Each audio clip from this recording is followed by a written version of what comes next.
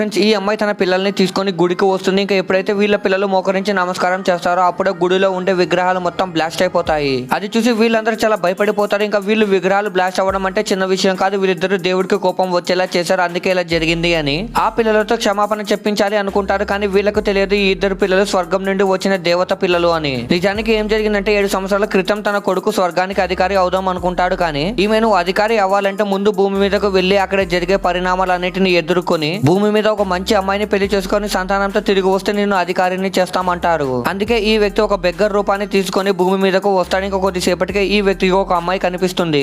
And ఈ అమ్మాయికి బలవంతంగా ఒక ముసలి వాడితో పెళ్లి చేస్తున్నట్టు తెలుస్తుంది. కానీ ఈ అమ్మాయి చాలా యంగ్ అండ్ అందంగా కనిపిస్తుంది. ఇంకా ఈ అమ్మాయికి ఆ పెళ్లి అసలు ఇష్టం లేదు. ఇంకా అప్పుడే అక్కడికి ఆ వ్యక్తి వస్తాడు. ఇంకా వీళ్ళమ్మ కూడా అమ్మాయితో ఖచ్చితంగా నువ్వు ఆ ముసలి వాడిని పెళ్లి చేసుకోవాల్సిందే అంటుంది. ఇంకా కోపంలో ఈ అమ్మాయిని వీళ్ళమ్మ బెగ్గర్ వైపు తోసేస్తుంది. ఇంకా ఈ అమ్మాయి ఆ బెగ్గర్ ని చూసిన వెంటనే నేను ఇతన్ని పెళ్లి చేసుకుంటాను అంటుంది. ఆ తర్వాత ఏం జరిగిందో చూసే ముందు మీకు ఈ డబ్బుల కంటే మీ అమ్మ ప్రేమ గొప్పదని భావిస్తే వీడియోని లైక్ చేసి ఛానల్ ని సబ్స్క్రైబ్ చేసుకొని కమెంట్ లో లవ్ యూ అని టైప్ చేయండి. చివరికి వీళ్ళిద్దరూ అక్కడి నుండి ఒక కొత్త ప్రదేశానికి వెళ్ళిపోతారు.